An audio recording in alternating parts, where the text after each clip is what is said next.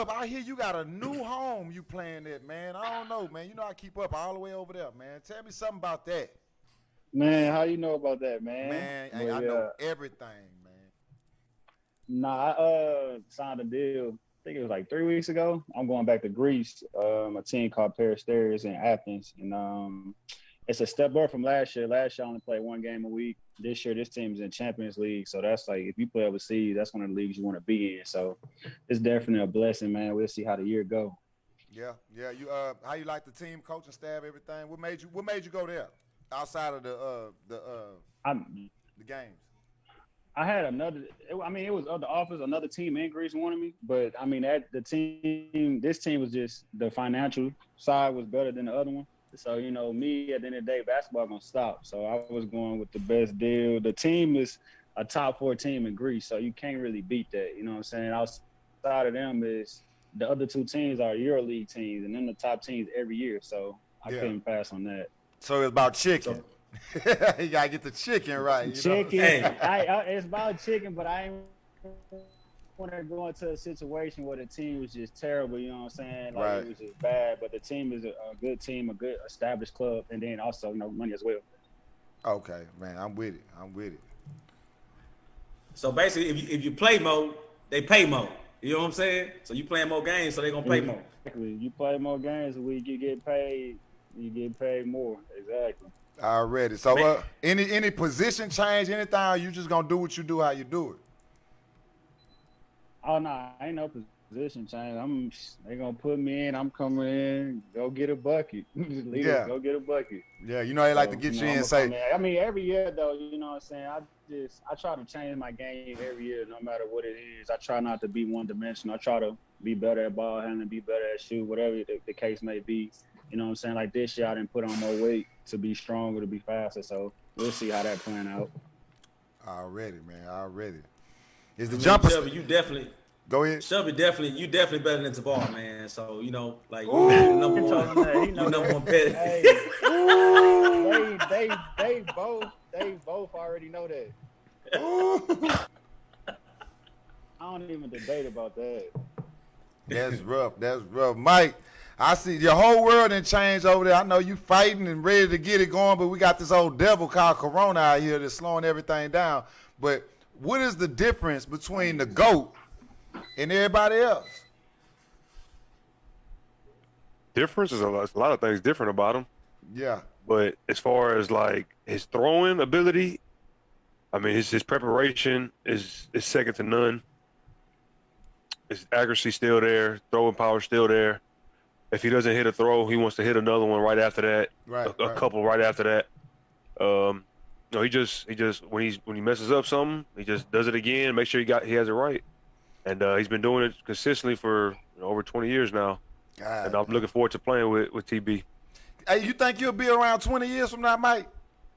Still playing? God willing, I hope I'm living 20 years from now, let alone playing. I don't plan on playing 20 more. No deal. Yeah, that is wild. But I hope I'm here. Yeah, I've been reading reports about the work ethic and how he bring that urgency, that intensity is like you could tell it's him against the world. You get that feeling from him or something like that? Well, I could tell he always has a chip on his shoulder. Even though he's already the greatest of all time, the most accomplished football player that there's ever been, and you see why. There's always a chip on his shoulder, and he always feels like he has something to prove year in, year out. They want to write him off because he's getting older, but he still got juice. He still can play, and he's still one of the best in the game. So the debate. Hey, Mike. Oh, go ahead, Johnny. Go ahead. How was that first phone call? Like, when he called you, how was that first phone call? It was cool, man. He FaceTimed me. It was kind of surreal. You know what I'm saying? It's Tom Brady. I didn't grow up a Tom Brady fan. Actually, a Peyton Manning fan. So me too, baby. I didn't really rock with Tom, but now I rock with Tom heavy. So, but the phone call was cool. He's a cool, normal guy. Everybody from Galveston love him. G County will love him. Like, he's just a normal guy that just, he's just a superstar. Right. Did you explain to him the last time he teamed up with a Galveston County person, he won a Super Bowl? I ain't tell him that yet. I didn't tell him, but I'm gonna remind him next time I see him. Tell him about Babyface, your right side, man. I got you. Greg, Hey, Greg, I'm gonna tell him. So as for you, so now it's been this debate going on. You know they debating, are you the best in the league? Or are you top 5, top 3? Now you know what we think. You know, we've been on the message boards. We gonna say what we say, how we say it. Jack Johnson, Texas, you know what I'm saying? But is the game changing to you in this year, this part of it?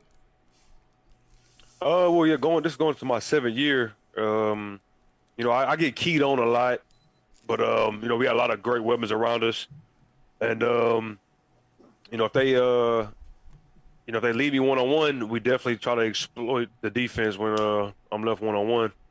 But you know, as far as the top receivers in the league go, you can pick so many guys to be in that top 5. But I definitely feel like with my skill set and my consistency, and you know what I'm able to do out there, I feel like I'm definitely easily top 5, top 3. Wow.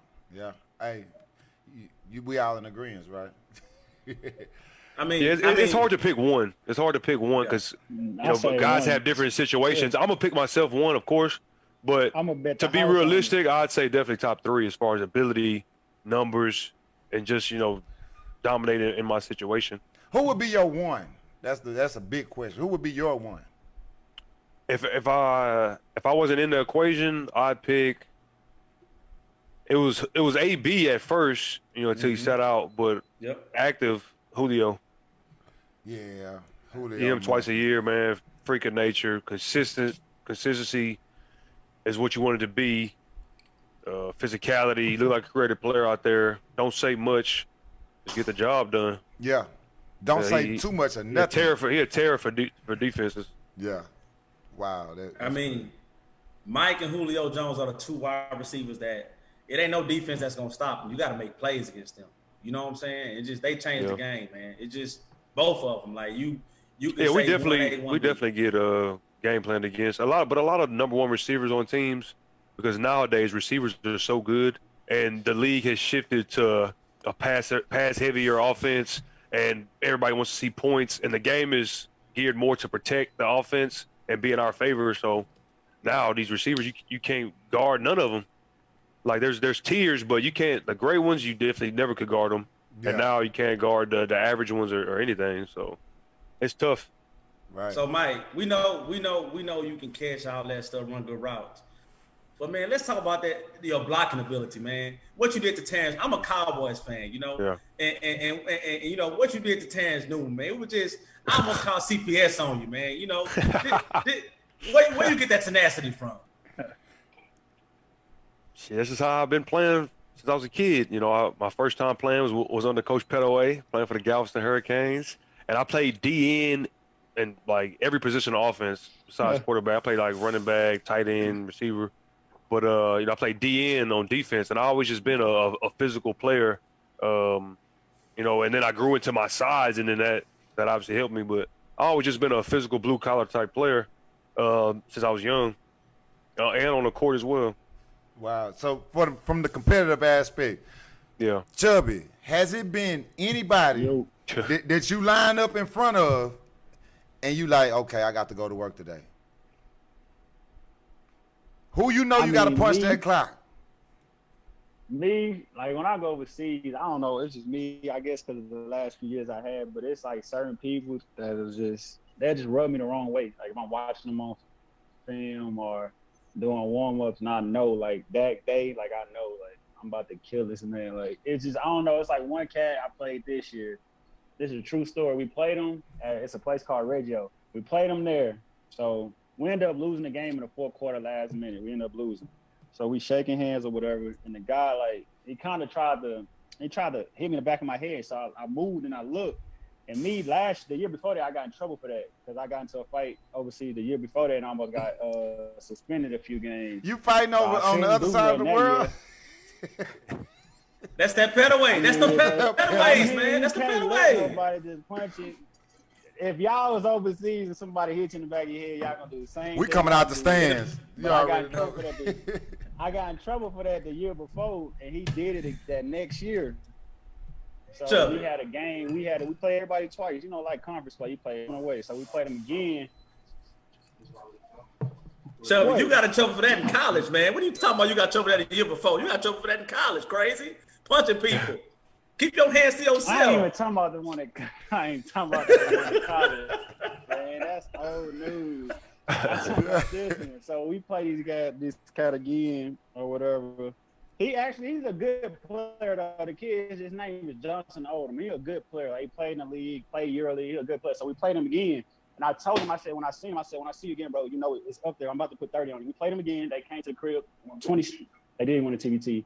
Put 27 on them, game over. And after I made him, I stood in the middle of the court and made him come shake my hand. I was like, you gonna shake my hand? I'm gonna take my respect. You gonna give me my respect? I'm gonna take it. And he came over there. I made him walk over there. Wow. And what's his name again? Cause we gotta find this dude. We gotta find him. Oldham.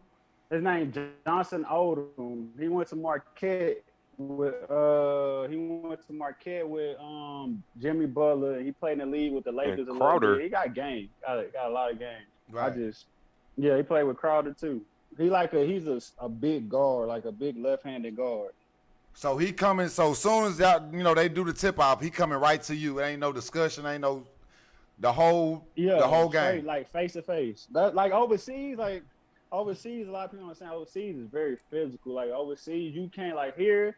Back in the States, it's very fast-paced, athletic. You're gonna put up 120. Overseas, you might have a game 60 to 59. That's the end of the game. You know what I'm saying? It's not really up and down like that. It's a lot of half-court sets. It's a lot of you got to use skill. You got to use your mind. And it's very physical.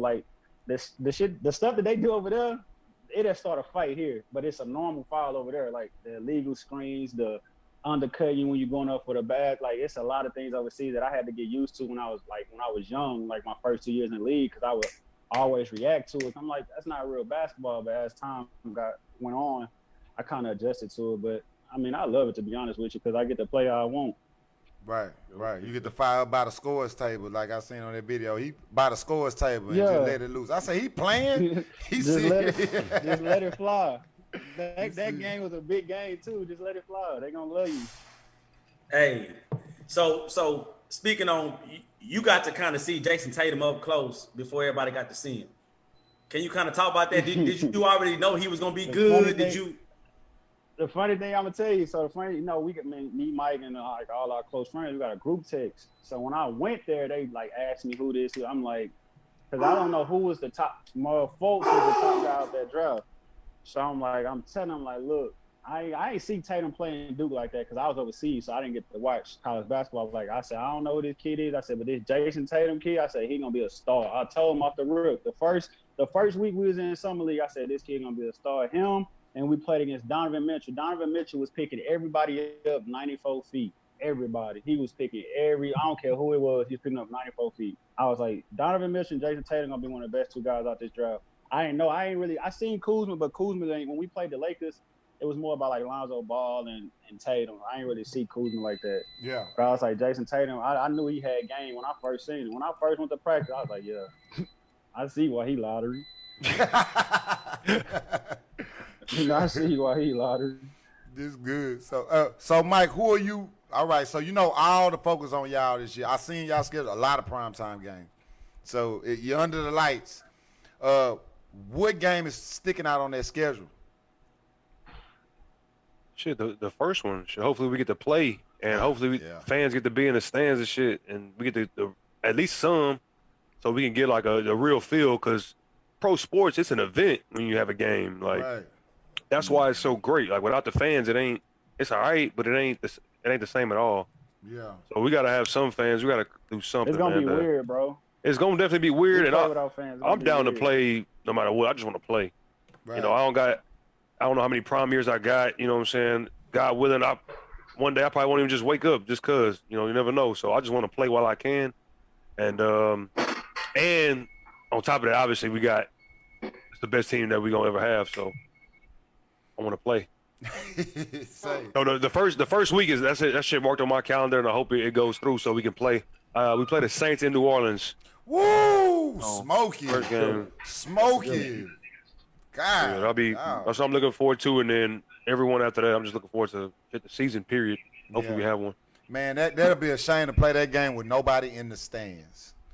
Oh yeah, New Orleans be rocking It's gonna too. probably be Man. like that, man. That is. It's I gonna probably be wish. like that. Man, them football stadiums are so much bigger than arenas. Like basketball arenas is crazy. Like you got to be able to fit some people in there. Because it was weird. It was weird for us, so I know it's gonna be weird for football. It was when we went to our last game. It was only people was in there was media. I'm like, Oh yeah, y'all did have a game without the fans. That's like a scrimmage, huh? With no fans. So it's like a scrimmage kind It felt of. like it was weird. It felt like a scrimmage. Yeah, it felt like a scrimmage. Because you know, overseas, like they fans are like they into the game. It's they into. Oh yeah, y'all it. games be packed. Pressing you out, they cheering, they doing all that. So when you walk in, I'm like, man, this don't feel right. Hey, are the COVID numbers dropping? Job, Are the COVID numbers dropping overseas, Chubby?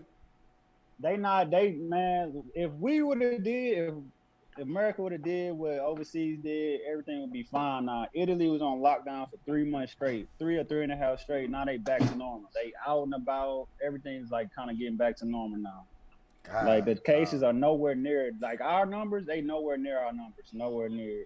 We out of there over here. That's crazy, man. We keep opening and closing, opening. We open up the country, let people go out, but trying to tell people to stay home. That don't make no sense. Man, don't get me started on that because that'd be a whole. We'll go viral if I get to talking about that whole thing. But it's just so Mike. So y'all preparing to play one of the biggest games, and both fan bases are hyped up. But it's a high chance that nobody gonna be in the stands, right? I don't even know how the hell that would look. Cause y'all practice got what? How many people be at y'all practice? The open ones. The open practices would be a few thousand. Like if it depends. Like on a good day, it'd be hot as shit in Tampa. So, I mean, it'd be people out there. You know what I'm saying? But it'd probably be like a few thousand people at practice. I think max. Yeah, that is very awkward. I'm praying for y'all. Y'all stay safe. You know, throughout all. We'll have to adjust. We'll be able to adjust. Shit, that's what we do. Yeah. Hey Mike, so you Houston real high too. Like, is Tampa that much of a difference, or is it similar? Yeah, nah, Houston hot as shit too, but Tampa different. Like, I don't think the degrees would be as high, but the humidity and the air, like, you can't breathe in Tampa sometimes when that sun out. Like, even when the sun is like shaded by a cloud or something, it's still like it's definite out there. Right. Is that home field advantage for y'all when y'all playing at home? Is that? I thought it would be, but shit, I guess not. I think we better on the road, low key, because I'm better on the road for sure. I guess you know the games be so packed on the road, but when I'm at home, it's like more like a scrimmage. So I don't know. Hopefully, I can adjust to the no fans. I think if fans are able to be there with the team that y'all having Tom Brady there, y'all gonna feel them stands up. If they can. Home, so this is the thing. Yeah, most likely not though right now. Mike, I gotta ask you about your coach, Mike. So we got a white man. First thing I seen with a Kango, right? Swag on 1,000, right? Yeah. Is he really that cool, or is he? Or is that just like a camera thing? Is he really that laid back? No, yeah, he cool as shit. His meetings he don't overdo the meetings or nothing. Like, he just get right to the point, and that's it. He don't sugarcoat shit. He cool. He cool as hell. Right. BA.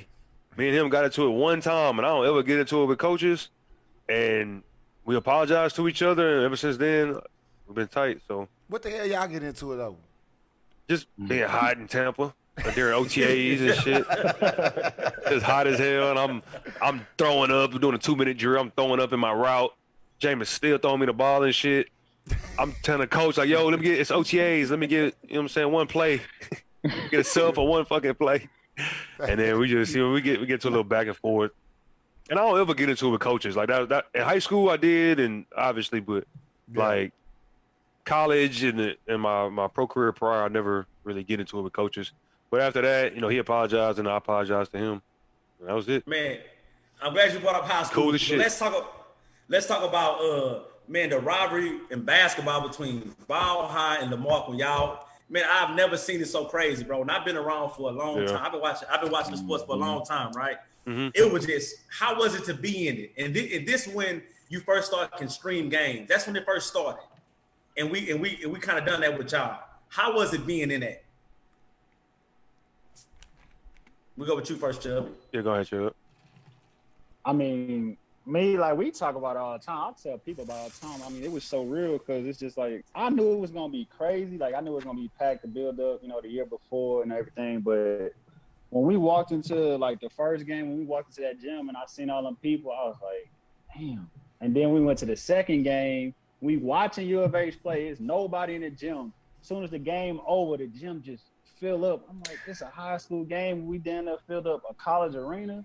Like the hype and the rivalry was, I mean, I feel like that was one of the best times for the county if you want to talk about sports, in the last few years. If you can't really put that behind nothing because we just brought a lot of joy, not even Ball High, Lamar too. You know what I'm saying? Lamar brought joy for Lamar and we brought joy for Galveston. But as a county, as a whole, we had people from all over. When I go into Houston, I work out with different guys, they telling me, oh, I was at that game. I was like, I was at that game? Like, I didn't even think it made it that far up the road. You know what I'm saying? I thought it was just a county thing. Yeah. I mean, y'all had a lot of energy behind y'all. Both Galveston and Lamar, it was a lot of energy. But, we're going to slide with Galveston for the right now. But we had something similar to that with those Dickinson boys that came through. And unfortunately, due to this pandemic. Yeah, they had a chance to win it. They were probably going to win that thing. Yeah, I was keeping up with them overseas. I was watching that. I think that was tragic. And I hate that. I think that brought a lot of energy to the county, especially for basketball. We ain't really had no energy like that. And we was all watching and waiting for that group of kids to do it like how we watched y'all. Like, we watched y'all come all the way up. Okay, they all hoop. It's going to be some noise here in a little bit. And for them not to be able to, finish or attempt to finish, that was some sad shit, Yeah. So we praying for them, but we going to make sure they right. So what about you, Mike, being in that bubble with y'all with the Lamar rivalry? How was that for you with basketball? It was great. Obviously Julian going to Lamar made them a really good team. Both teams are going into our senior year was nationally ranked. We were the number one team in the state for 4A preseason, and we had that ranking until we lost a trap game at Austin. Just messing around in high school. You know how it is, high school. Just messing around, and then you look up like, damn, we lost to some scrubs. Yeah, it was like, damn, I couldn't believe it. We shouldn't even been playing that. Oh yeah, that was my fault, definitely. I was just playing around that game, like just upset that we drove to Austin. We went to Austin to play a team that was like they were like 6 and 7. They didn't even have a winning record. It was Austin Lake Travis. They're good in football. But I don't want to, we lost that game. The guy man, dude dropped 40 points on us. Like we were in zone. He shot us. We on number one zone. We run zone. He shot the lights out on us. That's how we got our first loss. We went like 16-0. But anyway, us and Lamar were nationally ranked. That's what made it so much sweeter. You know what I'm saying? We were nationally ranked. Yeah, that was good times. It's always a big rivalry, even when the teams aren't good, but we both were good. That's what made it even better. Yeah. D1 prospects on both sides. Man, that is Mike, was it a foul? Definitely. Man, Everybody know that. Man, y'all don't start that. Even if you look at the play, like that was 2011. Like the camera angle ain't great. Like the ball goes straight in the air. I got hit on my elbow.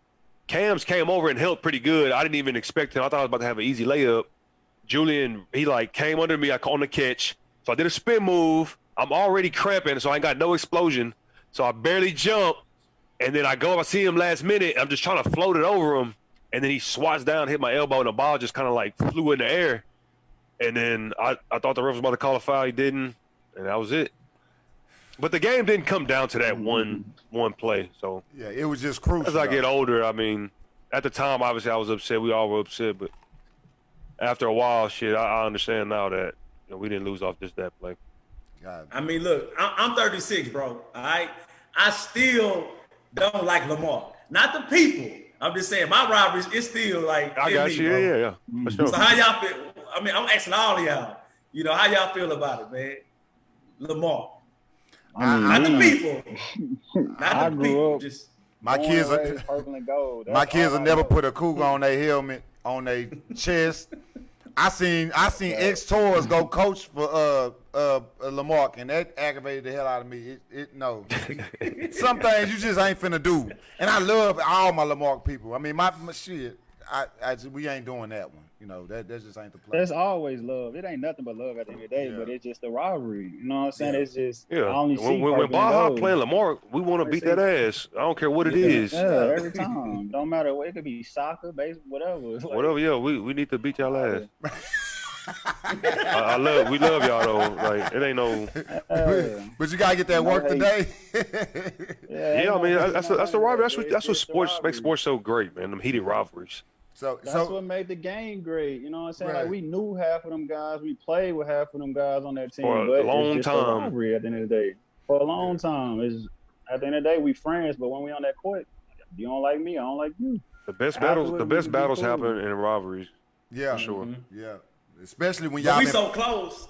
Go ahead. Yeah, especially when we've been playing with each other, against each other, like from Little League all the way up. It's like I don't like you, fam. I like your girlfriend though, but I don't like you. You know what I'm saying? See, I want to beat you at every part of the game. I want to beat you. The stakes were so high because y'all like the same girls, you know. And then if you beat them, you know, it was just so much. It was just so much, you know, at stake for a young man at that point in time. Yeah.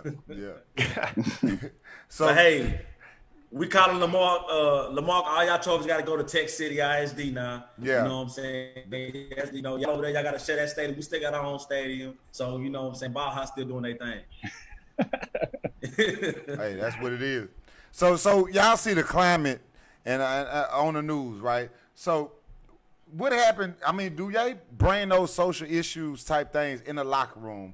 Or is it like, hey, let's leave that alone. Don't say nothing in front of the microphone crazy so I won't have to defend you. Like what Drew Brees did. You know, and I looked at it as a teammate. You know, even if you felt that way, however you felt, I'm like, fam, why you said that? You know, because I'm on, you know, it's a family, sports, right? Yeah. Sports family. But you said something, and now I'm like, and I always want to know, like in an NFL locker room, a basketball locker room, like, what happened when somebody trip out in front of the camera on your team? And they ask you about it. He don't say nothing. Man, that's good. Like, that's him, huh? I don't know. When people say in their interviews, I mean, I don't control that at all. Right. Are y'all reserved? I'm not a PR. I'm not PR or community. I'm not on a PR team, so I can't really help people with their interviews and shit like that. So you know, like the crazy thing, like if Tom Brady was to jump out there and say, such and such and such and such. Oh, you mean like when people go out and just say something like that, kind of divides the team? Then, I mean, shit. Drew reached out to everybody on his team after that because he knew he fucked up. They got a block for him because he didn't know. He's like, oh shit. He's like, I probably shouldn't have said that. And then like his team, they know him more than everybody else, so most definitely they can definitely understand him. You know what I'm saying? Like if that happened on our team, you know what I'm saying, that I'm sure whoever the person would be would talk to us, especially the leaders on the team, and try to get some insight. And I'm sure it'd be apologetic about it. Right. And you know, in this this viral society, right? How careful everything goes viral. Yes. How careful are you? And that's why I'm glad I shouldn't even ask that question. But anyway, I'm definitely careful, and everybody has to be, especially when you got kids looking up to you. Right. Like, I cuss in interviews sometimes. Like that's what I do. I cuss for my kids. Like that's just a cuss word. But at the end of the day, you know what I'm saying, I keep it real in my interviews, but I don't give too much, and I try to keep like a lot of shit out of it. You know what I'm saying? Like talking politics or talking about going on too long about something that don't matter. Right. That don't matter. Right. So I just try to answer the question. You know what I'm saying? Give people a little bit of my personality, and that's it. And Chubb, you on a whole nother side of the world, so they bet not ask you about what's going on in Greece. Nah, they tried before. I told them next question. They tried before. I'm like, y'all don't even understand what's going on, man. Next question. Yeah. So man, Chubb, let me ask you this though. Like, how do you feel? I've been overseas a lot too, right? So I'm asking you a question I kind of know, but you know, how do you feel like they tried, like they understand, or they try to understand what it is for you to be black or whatever, and what you know us as black people feel like we go through in America? Like, do you kind of get that when you in these locker room stuff, have these conversations? I mean, no, they kind of. I mean, they don't really. They have no way to understand it. You know what I'm saying? They would never see the things. I mean, they see certain things from the news and they make it overseas, but they won't see the things that we see every day. They won't see the things that we go through every day. So it'll be hard for them to try to understand it. So most of the time, we don't really overseas. We don't talk about what's going on in America like that, like at all, especially with politics and racism and stuff like that. Overseas, we never really had conversations like that because one, they don't understand it, and because they don't see it. So it's no reason for us to even be talking about it. Do they not see it because it's not as active as it is here, or it's just they just like overlook it, like I mean, it could probably be a little bit of both. I mean, I don't know what the real reason is, but it could probably be a little bit of both. But they are, like, I've seen some people like protesting and doing all that stuff now, but I think that's because of what happened with with the George Floyd thing and how that went nationwide. That made it to overseas, but before that, I mean, we didn't really talk about nothing that was going on in America like that. How do you feel like? I'm trying to ask this question carefully, right? And I'm not trying to be divisive, and it's not divisive. But how do you feel like Black people are treated in different countries when you go to? Like, what's the difference? What's the difference that you feel? I mean, look, bro. Let's just be honest. Like, I mean, when you Black and you walk certain places, you have a feeling. Like, yeah, I'm being honest. Yeah, man, racism is bad overseas. Like, I didn't been called the monkey before overseas. Like during the game, like the dude came down, did the monkey thing, and like racism overseas is bad, just like it is here. It's just overseas. I don't know. I guess they really turn. I guess you could say they turn the other way towards it. It's not as so much as people getting killed. It's more of a, I guess, like people saying stuff or doing certain things. It's not really the violent part. Like for us fans, you talking about like fans? Yeah, like fans fanatics. Or when you go, just certain stuff like that. It's not on a level like it is here at home. It's not on that level, but it's definitely racism overseas for sure. Yeah, and dealing with fans, like we talked to LD, and that's Alex Franklin. He from Galveston, right? And he coached Bronny James, LeBron James' son, for 3 years. And he told us, Blue Chips. Yeah. And he told us how toxic fans would be, like just people attacking this kid, and I go back into that story with Allen Iverson, but like we would leave the gym, and because LeBron James probably didn't take that shot that people wanted to, or turned over the ball or something at a clutch time, or people felt like he's not aggressive enough as a Michael Jordan, people would really be attacking this young elementary kid, be like, fuck you, and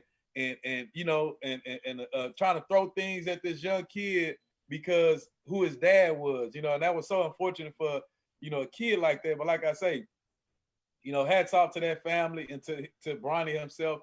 He handled that pressure well. Would be like they would be mad at LeBron from the game before and come to his son game and heckle and talk all kind of crazy shit to his son.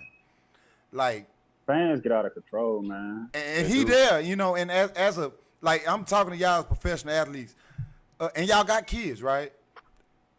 Yeah. So would that make you kind of like how that's a difficult space to be in? Because me, I'm a father of 3, right? And like, put like this, my oldest son, he played at Texas State. If he get caught on and a motherfucker say anything out the way, whole family, we diving. So I don't understand, like on y'all level, how do y'all, like, I know y'all don't think y'all deal with the fans? Yeah, like with your kids though. Like your kids just, hey, I want to hoop. I want to hoop like daddy. Daddy hoop. Both y'all kids probably gonna hoop, 95% chance they gonna hoop. But where they gonna hoop at? They gotta go to where the smoke at. And they say, oh, that's Chubby's son. Oh, that's Mike Evans' son. Oh, okay. Yeah, you dropped that pass, Mike, on 3rd and 10, 3rd and 15, and messed my money off. Bucks went under. I'm mad at you. Are y'all ready for that? You parlaying? Yeah, that's why. But that's why I'm thinking it's coming from. Cause like I'm thinking like kids and old folks. I got a filter. Kids and old folks. So if you come somewhere and you with your kids, I'm thinking like, man, let them be kids. But you at the AAU game, and that's Bronny, right? You got King James, quote unquote King James. He ain't GOAT James. Quote unquote. We'll talk about that later. But his son just hooping, 3rd, 4th, 5th grade. And you got grown folks like attacking him because of something I did. but you can't hit them. There's some weird people, man. You know, and There's some weird ass people in this world, and it always will be. It'll always be evil people. That's why it'll always probably racism. It could definitely die down, but I don't think it'll ever be gone. It'll be there in some form or fashion. Mm-hmm. So you just gotta teach your kids is the main thing. You gotta teach them right from wrong, and how to deal with that shit. Right. If somebody heckling, you gotta zone them out. As long as they ain't putting their hands on you, they can say whatever they want.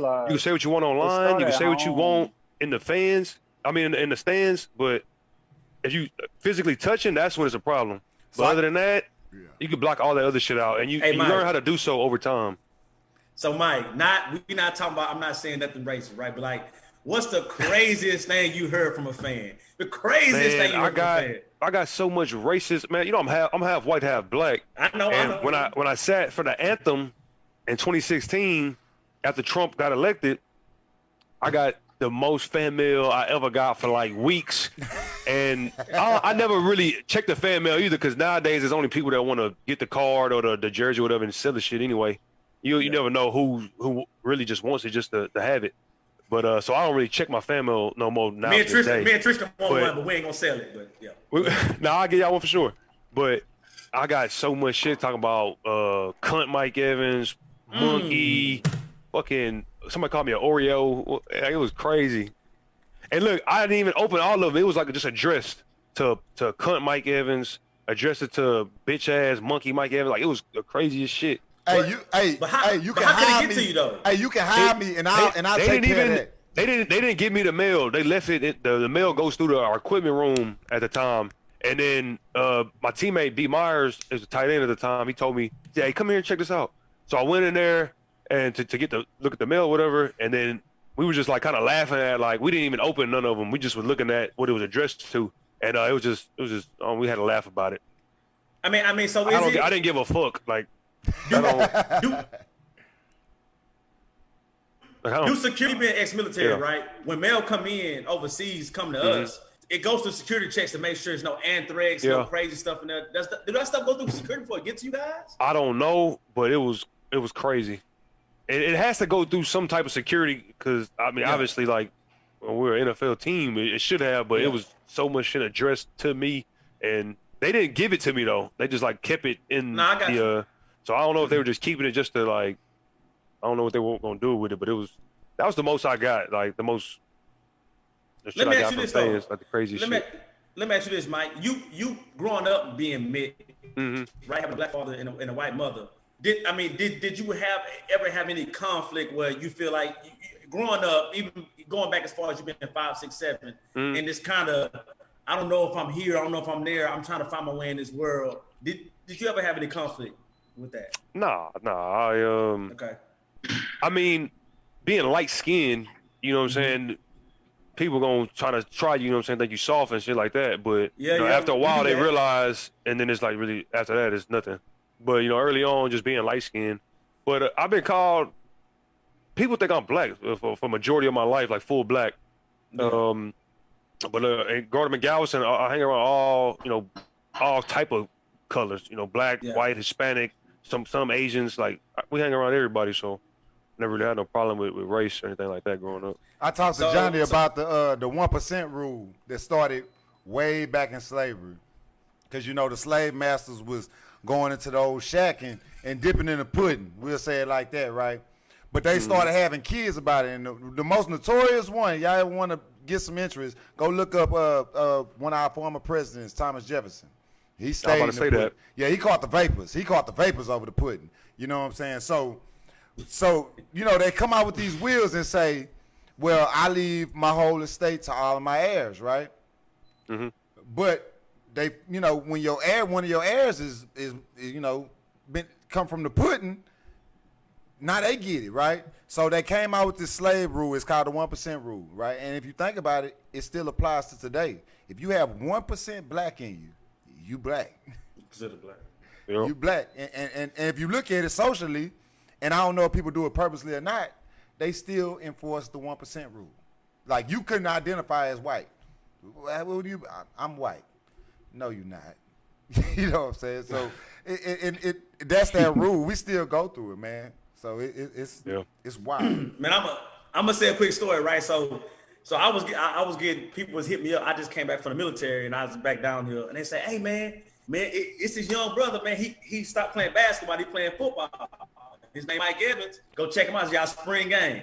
So that's the last spring game I went to. I go to the spring game and I'm watching. I'm looking for the young brother. I don't see him, but I see this big old white boy running to catch the balls all day. I go back. I say, man, I see this big old white kid, man, and he was killing it out there, man. I ain't seen no brother. Thought he made history. I say, man, that's the coldest white brother I've ever seen in my life, man. They said, no, that's him. That's Mike Evans. I said, oh, my bad. That 1% rule, man. So for 2020, we got a lot going on. We got a lot. We gotta fight through, right? So Chubby, when is y'all season starting? I'm calling him Chubby. I'm sorry, that's Terran, but I just don't feel right because we from Galveston. So this here is a little small Galveston me. Man, I don't know, man. Do you feel safe? I got to report August 15th. When you got to report, TP? I mean, I talked to two different people. My coach from Greece said August 15th on the contract, but I talked to another coach that I'm real cool with overseas. He said they've been talking to my agent. He don't know, like we just kind of playing it month by month, day, whatever the case may be. We just waiting to see what's gonna happen because if they put a travel ban up, I can't go nowhere. So we'll see. Wow. Hey, Chubby, let me ask you this real quick before we move on. Man, talk about that when you bought your Jeep and what happened with that experience. Can you talk about that a little bit? A Jeep hard. Oh, when I went and bought my Jeep. About the sales, man. When you bought your Jeep, man. Can you talk about that? Or you can't, man. Buddy was trying to, I don't care. Yeah. Like, so I went in there or whatever. I'm talking to the dude. This dude, he can't even he not even the guy I need to be talking to in the first place. Like, he can't tell me no or yes to nothing. So I'm what I need. So you got to move. So I test drive one of the Jeeps they had out there. While I'm test driving, I'm asking him different questions because he ain't saying nothing. He's just sitting there. I'm looking at Terra. You know, Terra, he already got a short temper. So it was already bad from the jump. So we get back to the dealership. We walk inside. I seen the Jeep that I got now. I seen it. Now I was like, that's the Jeep I want. And so I told the dude whatever. He came back. He was trying to sell me the Jeep for like $10,000, $12,000 more than what it was with the tag said. Mm-hmm. I'm like, bro, I'm not giving you that much money for that Jeep, bro. No. So he got to going back and forth with me. And so Terry was like, man, let's just leave. I said, nah, I ain't leaving because I got the money for this Jeep and I want it. So he went and got one of the managers that was there. So he came in talking about all this and that. He's like, well, we could take this. So I said, nah, man, I don't want you to take none of that off. I want that Jeep. And the dude was like, well, you ain't getting this Jeep. Like the other dude, he's like, well, you ain't getting it. I said, all right. So I left.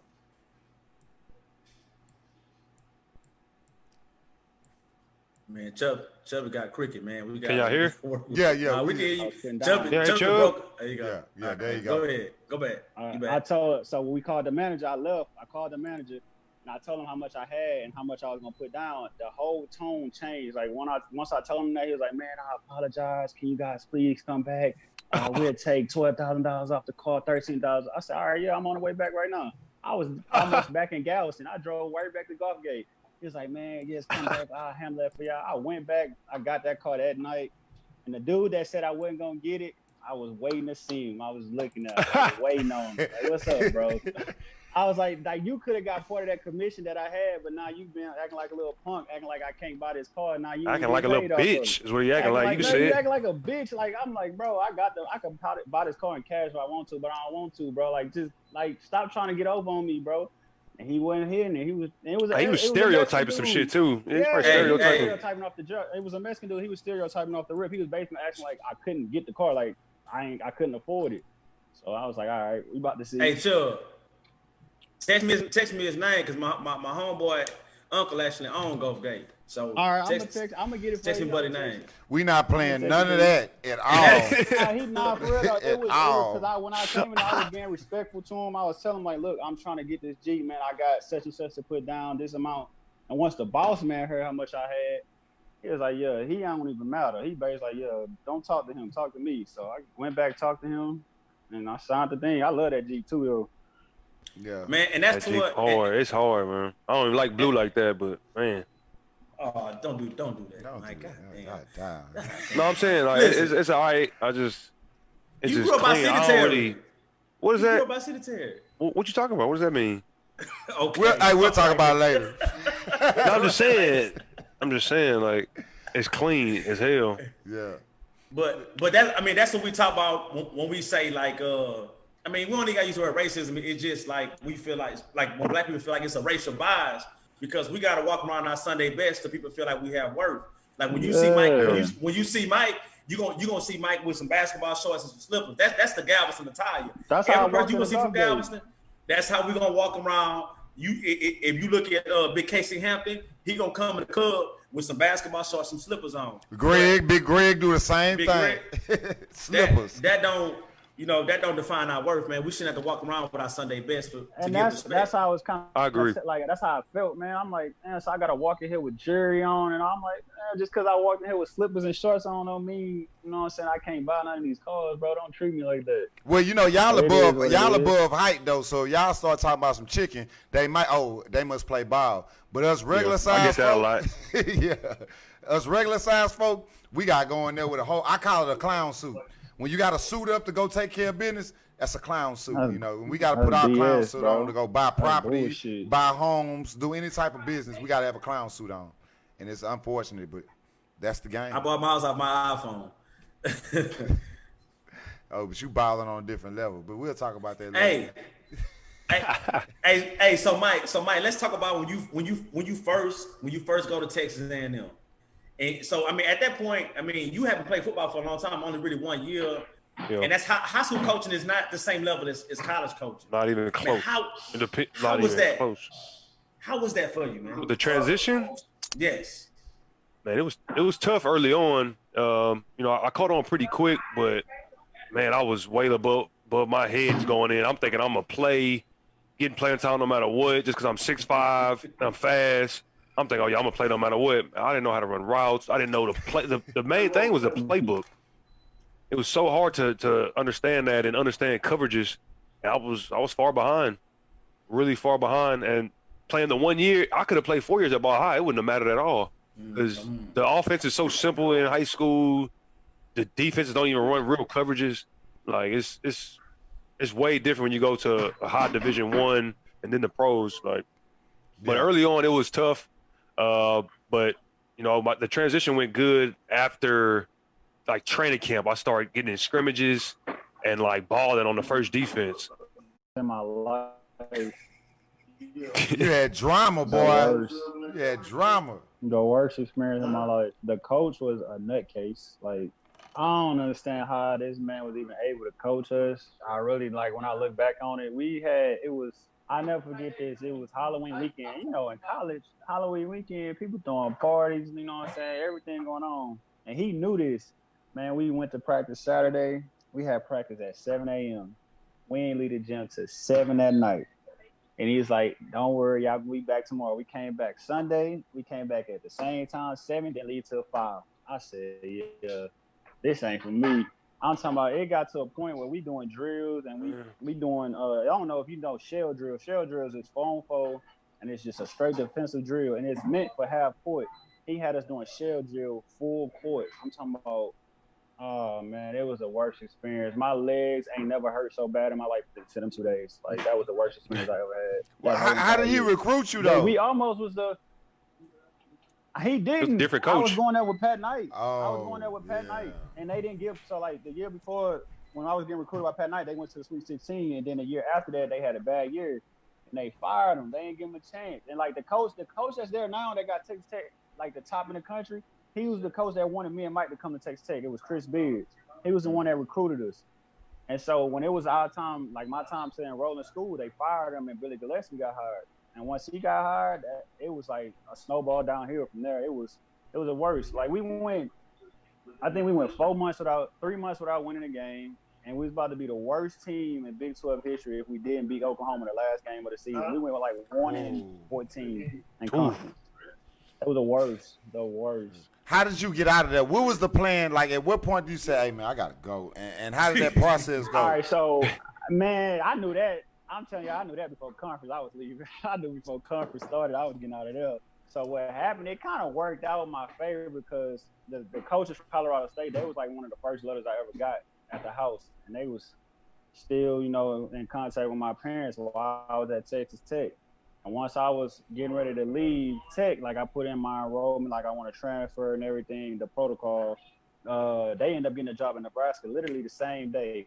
The same day that I did that, they got a job in Nebraska. But mind you, when my name going to the transfer protocol, everybody around the country know. So when that happened, I got a call from Gonzaga, Tennessee, and North Texas.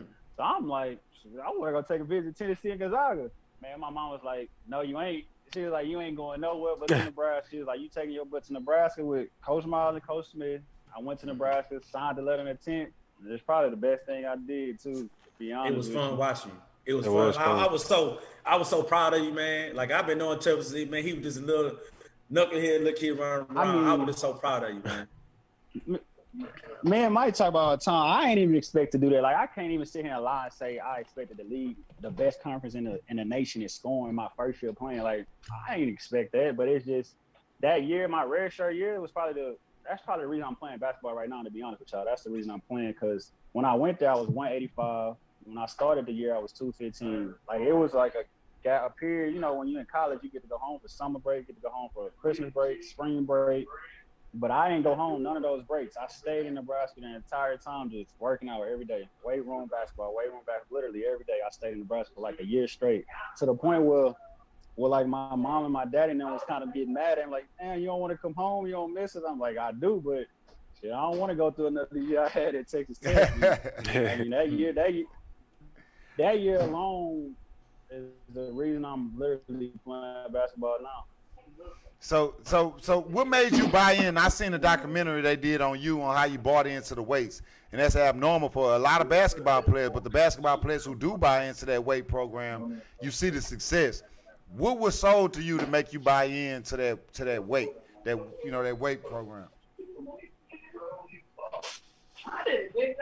I mean, to be honest, I don't know. It just clicked. It kind of just clicked. Like, when I got there, they had a weight coach, like a strength and conditioning coach that was from the NBA, and me and him had a great relationship off the rip. So it kind of just like, it was like with the flow of things. It wasn't forced. It wasn't like, oh, you need to do this Petteyway, you need to be doing it. It was just a flow. It just fit. Like, I fitted in with the strength and conditioning coach, and me and him just became real close. And he was a reason that really changed my whole body, because if I would have played that season at 185, 190, I probably would have averaged like 7 points in the Big Ten. It was too physical. I wouldn't have averaged no 18 points a game. But him putting them extra pounds on me, I mean, that was the best thing I could have did that year.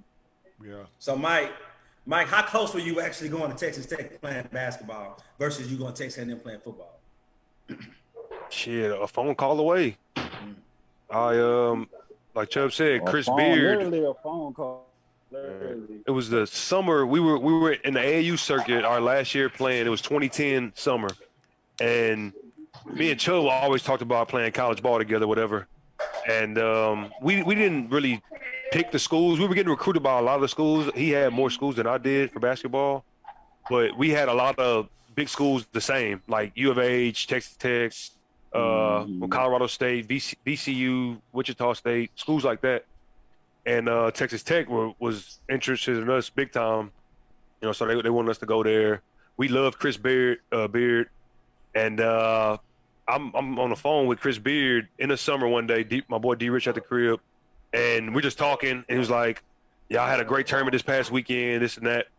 And I get off the phone with him, and I called Chubb. Just something in my mind was like, "I'm gonna commit to Texas Tech.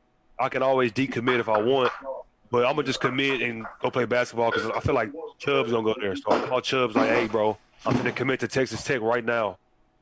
And then he was like, all right, bet. He said, when the school start, I'm going to do the same. And so I called back. I called Chris Beard back, and he didn't answer. So I was like, all right, maybe I should just wait till Chubb does it. And then I kind of like I started playing football, and I was like, all right, I'm going to wait till the football season's over to decide. And I kept prolonging the decision, and then I went to A&M on unofficial. And then And you wasn't. I mean, were you still not getting big offers in football when you played football and had the year? I had some okay offers. I had more offers in basketball, like collectively. Like I had close to like 30 if you count like the smallest schools that you can count, and then the biggest schools you can count. I guess I had about Can close you to name 30. a few schools? Can you name a few schools? U of H, Texas, VCU, Wichita State, Texas Tech, Colorado State, Virginia. I didn't have an offer for Virginia, but they were recruiting me heavy. And then the smaller schools like I had Bethune-Cookman for football. I had North Texas for basketball. I had Prairie View, Southern for basketball. I had Penn for basketball, even though they don't give scholarships, but they said they're gonna find a way to get me in. I don't know how. But shit, what else? There's a lot of schools like that. I gotta look at the letters. South Alabama.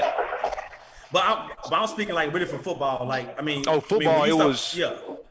Football. I think I had about close to 10. I had UT. Oh, I'm gonna leave. They loud as hell. UT, Texas Tech, Texas A&M, Miami, and then it trickles down after that. Then it's like North Texas and a little bit smaller schools. So in our area, UT was like the thing, right? So like, what made you pick Texas A&M versus, you know what I'm saying, a big school like UT who got all these resources and stuff? I was gonna go to UT at first. They offered me for basketball, but then they said I could do both. They were telling me I could do both or whatever, but they were like, they didn't seem. So when I talked to them, they just didn't seem as interested as I wanted them to seem, and they were just kind of like, they're gonna offer you like last minute, like you like the last pick, whatever. Kind of, it kind of didn't rub well with me, and how things like played along. Like the football season had ended, and I went to Texas A&M on an unofficial visit, and that's how they got me. We need to get somebody from UT on. We need to get somebody from UT on here because I mean that's how they lost my cousin and you know and my Walter Thomas and Roderick Johnson. They say, man, we got 4 of y'all. We don't really need y'all. It's an honor to come here. And they were like, you're not going here, man. And they went to Oklahoma State. And, you know, I'm a UT fan, and that's like the downfall of them is recruiting. You know, the tradition ain't that these kids going where they can play. And it's starting to be even more now. You know, I want to go where I wanted at. And that's a shame that they missed out on a hell of a talent. We missed out on a hell of a talent, but I know you're an Aggie, so I ain't going to disrespect you like that. But yeah, it's all love. It's all love. Shit happens for a reason. They flipped me. I mean, you know, you got another Galveston County kid, and I coached him, Jalen Watermeyer. At A&M. You know, you met him yet? I haven't met him yet. No, I haven't met him yet. He reminds me a lot of you at the tight end position, like with that fire. He good, yeah. He gonna be good. Yeah, he got a bright future ahead of him. Good family, good parents, good everything he needs to be successful. So all he gotta do is play ball. You know, that's all you gotta do. Play ball and have fun with it. Yeah. So, Mike and Chubby, this next question for you, both of y'all, right? So, for Mike, what was the coolest thing about being an Aggie? The best thing, just the coolest thing about being an Aggie, and same thing for you, Chubb. What was the coolest thing about being a Cornhusker? The fan base. The fan base was crazy. Just the games, just playing football. I mean, the tradition and all that is cool, but I love the football games. That was the best part. That's wild. Just the fan base was crazy. I mean, for me, I gotta say fan base as well. And Mike can tell you, like our games. I mean, in Nebraska, if people don't know, like it's nothing there but the University of Nebraska and the University of Creighton. So we're like the pro teams there. So we get treated as such, you know, when we move around, when we go places. So the fan base for us, especially for basketball, for us was through the roof, especially that first year because nobody expected us to do what we did. You know what I'm saying? Nobody expected us to be fourth in the Big Ten and do all those things. So the fan base was something I wasn't used to coming from Texas Tech. It was something it was mind blowing at sometimes. Just things that I would see and things that would go on. And Nebraska, like you said. So how was the attention different for you, right? Yeah, that's why I'm about to ask you. It's everything. Yeah. It's nothing else in Nebraska, right? So how tall are you? You like 6'6"? Yeah. You 6'6" walking around Nebraska. How is the average day walking around 6'6" and black? Because ain't too many else walking around Nebraska either unless you're playing some ball. I mean, I'm not even playing. Like sometimes I wouldn't be able to go places. Like sometimes I would have to just chill and couldn't go places. Especially that first year when we really took off and like we was getting attention like that. Like there would be times I would go places and I kid y'all not, because I called my daddy after this, man. Dude, I'm at the store. I'm just trying to run in and run out. So a dude called me at the door. I'm like, dang. He called me. He started talking.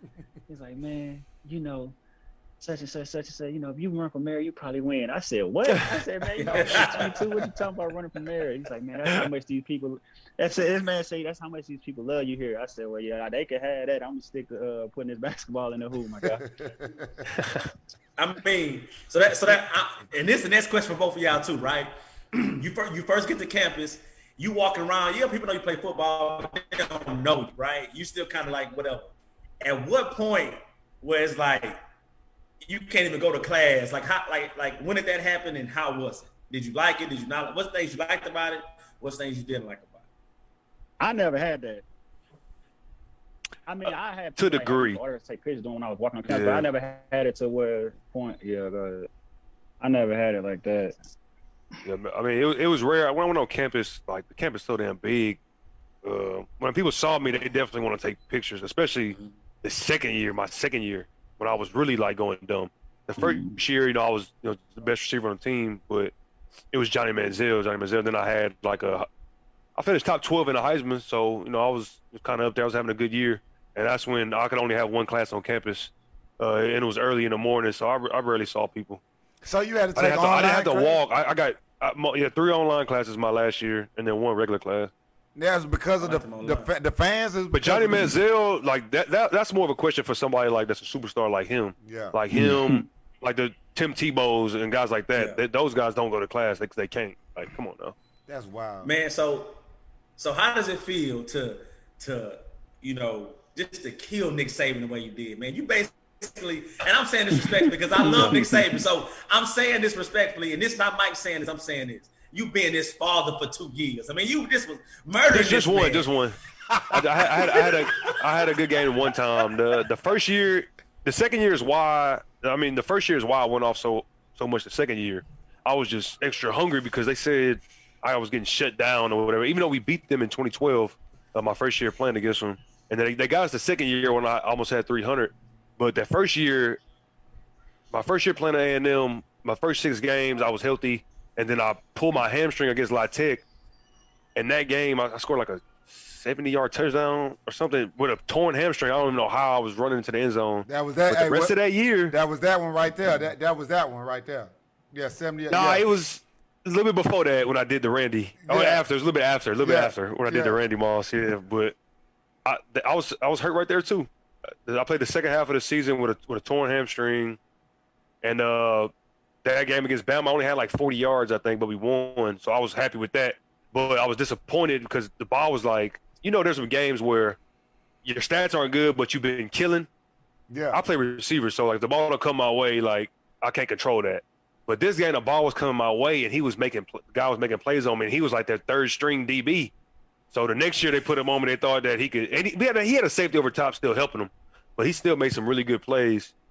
And I had to cook his ass the second year when I wasn't hurt. I was like, yeah, he's gonna be able to play underneath me and shit and be physical, and now I'm gonna be able to just run by him.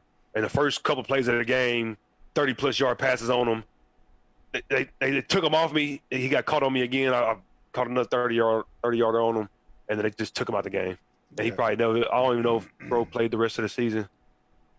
But I mean, they took a scholarship. Hey. Now I don't know if he played. I dead ass don't know if he only played like against me. The first year he played the whole game again. The second year he played like the first quarter, and then after that he took him out. Yeah, he definitely lost his Camaro after that game. But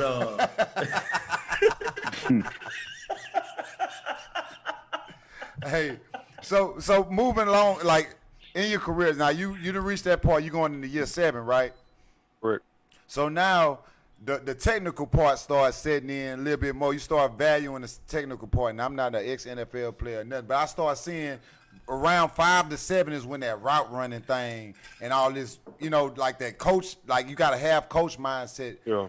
Have you started like exploring that more than the hopping, jumping around cones that I be seeing a lot of people doing? I mean, them workouts, I mean, some of them good, some of them not. but whatever you're doing, if you're getting like conditioning, it's fine. But you definitely want to do things that apply. You know, when you're doing a workout, you want to do things that apply to the sport you're playing. But you're right. My route running has gotten much better. Like from year 5 and 6, was my best years. I feel like those years, like I'm in better shape. I run crisper routes. My pad level when I drop and getting in and out of my breaks is faster. And my pad level stays low. And each year, like I'm trying to continue on that path to be a better route runner, have better stamina, and things like that. Especially like when my athleticism drops. That's gonna drop. It's gonna drop. Bro, right now, I mean, it's gonna drop at a point. You know, Mother Nature's undefeated, but right now, I feel like I'm fresher than I was earlier in my career because of the way I handle myself off the field. That's good. I mean, listen, this is what you do, bro. I'm gonna tell you stuff because you from Galveston too, but you're a little younger than us, so I got to school you out. When you start feeling that, you got to go back to Galveston and just jump in that salt water, and it's gonna rejuvenate you. Just walk on the beach. Rejuvenate you. That's just walking on that beach, man. Sometimes I just drive down there and let the windows down, man. Just let me smell this water real quick. A couple times, that's it though. I ain't really on that beach like that. I was already there a couple times this year, so I'm good. Yeah, Galveston folks don't go on the beach, but we don't go in the water. You know. Yeah, if you go to the beach, you ain't gonna see nobody from Galveston at the beach. You're gonna see everybody else. Unless it's like spring break, you gonna see somebody on the seawall and shit. You ain't gonna see nobody out on the actual sand and in the water. We gonna be fly as hell too, but we ain't getting in that water, man. Some forces, you got some forces, a white tea or something. You know what I'm saying? Be chilling on the beach by Menard or something. Everybody at Menard Park, man. No doubt about that. Yeah. Hey, Chubby, what year is this on you for your pro career? What years are you in? 5th year overseas. So what part of your game are you seeing? Because you can't run with the youngsters now because it's going to be a young Chubby finna come in. And See, with me, I like seeing these youngsters because when I go overseas, I get to talk shit. Yeah, look, that little nigga, you from where I'm from. I like seeing these youngsters who like the kid from Dickinson. What's his name? The left-hand kid from Dickinson, Mark. I like watching this game. I can't wait to see what he's going to do at U of H. But, I mean, I just try to – I don't know. It's just me. Every year I try to get better at something. I try not to stay one-dimensional. Every year I try to change something up, whether it's, like I said earlier, shooting, ball handling, using pick and roll, being better on defense, like just trying to understand the game more. And I think especially playing 5 years overseas is kind of coming. Like, me understanding the game more, and the game is kind of slowed down because, like I said, it's a slower pace over there. So you get to see a lot of actions. You get to see a lot of different things instead of just running up and down the court all day. So, yeah. So for the young ones to come over there, right? Do they have trouble? Like, how long does it take them to adjust, to acclimate to the game versus over here than over there? I mean, it takes, especially so like overseas. To be honest with you, it's a lot of the young cats that come over there now, they think it's about to be all athletic. I'm about to be jumping this. You ain't about to be doing all that over there. Like, it's playing overseas is really 98% mental, to be honest with you. And you could say that about the NBA, but it's really like that overseas because you got to put other factors into it. You 8,000 miles from home. You're the only one at your crib. You're going home by yourself every night. You don't have no family there. You don't have no brother, no sister. You know what I'm saying? So it's a lot of things off the court that you have to deal with overseas, so you can perform on the court, if that makes sense. But a lot of guys think they're going to come over there and they're going to get up and down, and that's not how the basketball played overseas. It's a slow game. And I didn't even think about that. You were literally over there by yourself. Yeah, you're by yourself. It's it's 10 months. So every year I'm going for 10 months out of 12. So you basically damn near like in the army.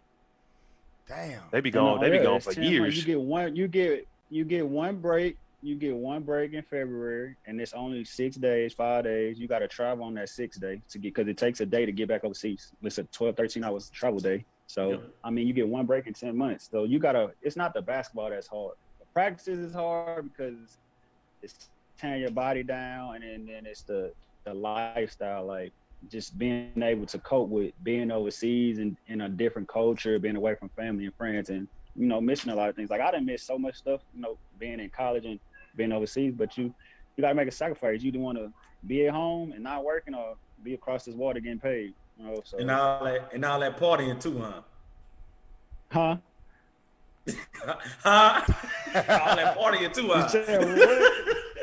Hey, all that partying too, huh? Yeah, you gotta do that. You gotta relax. over there, they don't go out till about 12-1. Hey, they man. don't go out till about 12-1 over there. So Listen. it's different. When I was in Germany, I had to take a nap before I went to the club because that club was close to till the sun come out. Hey, look out, Johnny. They don't close about 5 or 6. We gonna catch us a plane over there. Hey, Chubb. Hey, go on booking some plane tickets, man. We coming over there. Y'all got it. Come on, man. I got extra rooms, man. Hey, let them know, man.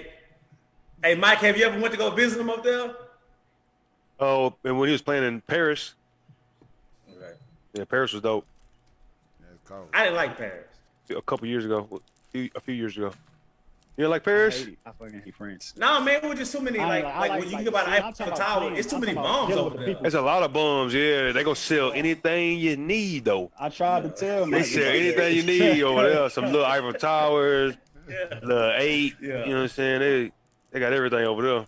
God dog. Man. Nah, but yeah, I wasn't around that Eiffel Tower like that. We went one time to go eat. Because you gotta do that. Most definitely. The crepes are awesome. Hey, Mike, so talk about your relationship with with Johnny Manziel. Like, how did that materialize? Oh, it was cool, man. We redshirted together. He loved to play basketball, and that's what I do. That was my favorite sport. Still kind of is my favorite sport. And he was impressive. He was impressive to me early on, even before he was playing. Like, he was always talented at like little shit, like ping pong. He's 5'11", but can do 360 dunks and windmills and stuff. He's white, 5'11" white boy with size 15. And he was always kind of interesting. And he loved music, like he loved hip hop. And we had similar interests. He loved movies and shit like that. So we had similar interests, and we hit it off right away. And he was my quarterback pretty much from day one because we were on scout team together. We did all the scrimmages together, and then that's just how it happened. He could trust me, and I knew I could trust him. Yeah. I talked to him recently. Yeah, you've been lucky, Mike. You've been lucky enough to run across those quarterbacks with that gunslinger mentality. They're like, man, look, that's my boy. I'm finna throw him the ball.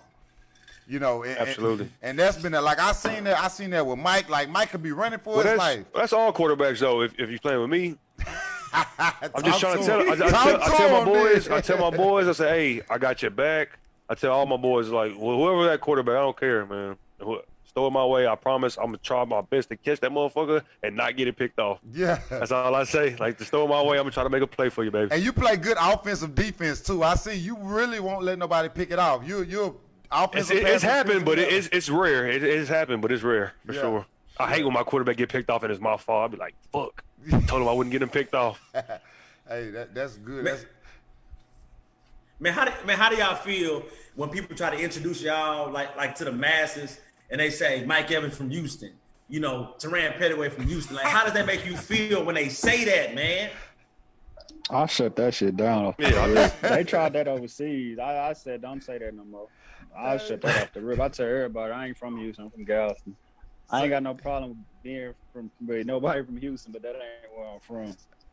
Hey, the funniest thing in the world, Mike, I heard you doing a fundraiser with Bun B. We got a promo that where y'all was giving out it's $1,000 a day or something like that. Don't get me wrong, I don't want nobody to be, hey, what my $1,000 talking about the COVID cash? Yeah, the COVID cash. There you go. COVID relief, yeah. So I'm riding to work and I'm hearing it, and I'm hearing him keep saying your name. The wide receiver from Texas, Mike Evans, wide receiver from Texas. So I'm getting tight.